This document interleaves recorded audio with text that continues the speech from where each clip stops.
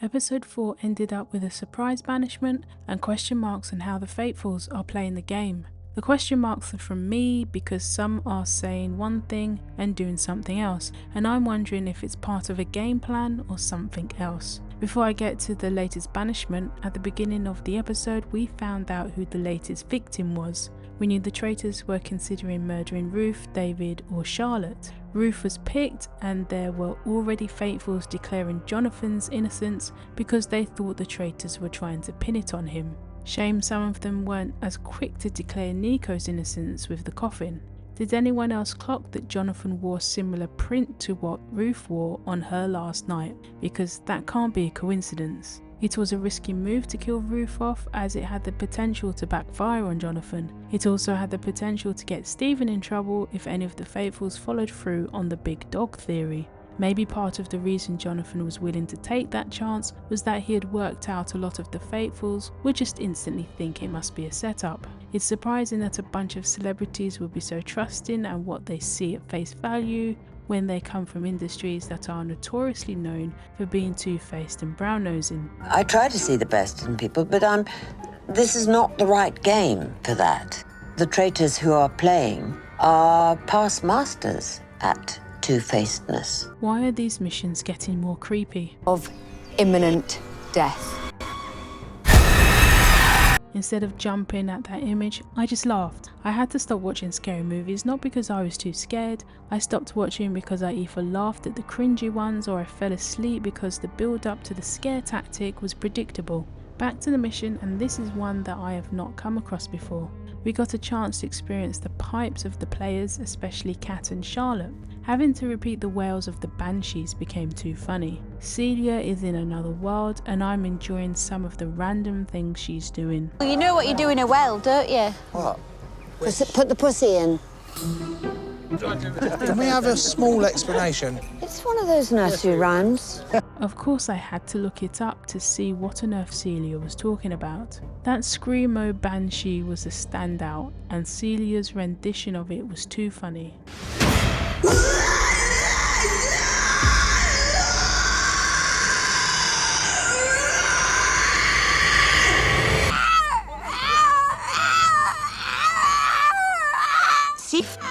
No, it's the Celia.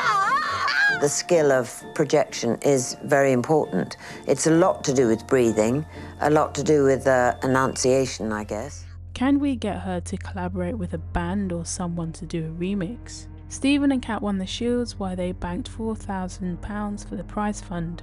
While the Forest team didn't say Kat had the shield, Stephen from the Garden team was showing his off. Jonathan actually found the shield and gave Stephen the shield a bit too quickly, which could have caused him trouble. Once attention turned back to what was to come later, Mark said he was keeping an eye on those that were stoking the fires like Jonathan, Charlotte and Claire. I hope he has a mirror handy. I'm not going to continue using a fire analogy in regards to his part in Tamika's banishment. The Joes now have a role reversal of who out of the big dogs they think is a traitor. Marla has switched from Stephen to Jonathan, though Marla didn't sound serious when he originally said Stephen. While Wilkinson has switched from Jonathan to Stephen, Jonathan was really laying it hard to frame Claire as a traitor, yet a lot of them aren't seeing any of this as traitor behaviour. Will they look in Jonathan's direction if his plan works? We know Claire's faithful, and if banished, some might then look at those that were dangling her name, though they haven't exactly followed through on any that have led the charge against the two banished faithfuls. I thought it was an interesting and not a bad idea that Stephen had suggested at the start of Roundtable to have no discussions and go straight into a vote so they don't influence each other. The producers might not have thought the same, but there's at least one faithful who I think leans on someone else for an idea on who to vote for, and that very person was the first one to put a spanner in Stephen's suggestion. Listening to the talk at the round table, especially those directed at Claire and David, I didn't have much faith in the Faithfuls as a collective. There's a subset of people that are on the right track, but other voices are not paying attention, and there's too many of them in that camp. Why on earth did Claire vote for Charlotte?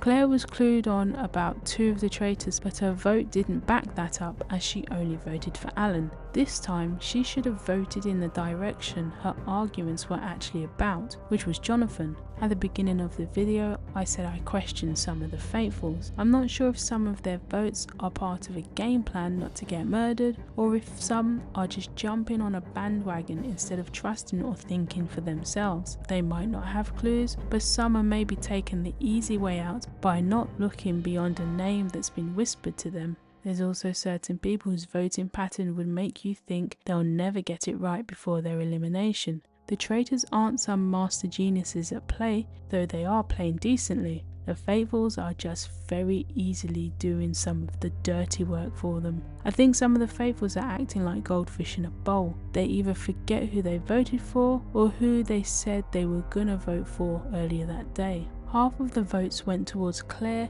as she was the third faithful banished. Only Marla ended up voting for Jonathan. No wonder Marla thinks he's not being listened to. At face value, it looks like the risky choice to murder Ruth has paid off, as the traitors need to murder from Jonathan's group. With Stephen winning the shield and Claire's banishment, the choices were Charlotte, David and Kate. Kate doesn't seem to be a suspect anymore, so could easily be picked. Keeping Kate might help Jonathan's game as she trusts him and even takes on who he says he suspects. As the traitor said, Charlotte is wrong all the time, so not necessarily a threat now. She's the only player who has voted for every single banished faithful so far. Not even the traitors have done that. Like David, Charlotte could see more votes stacking up against her, especially if someone has noted her terrible voting history. Let's see who the traitors pick.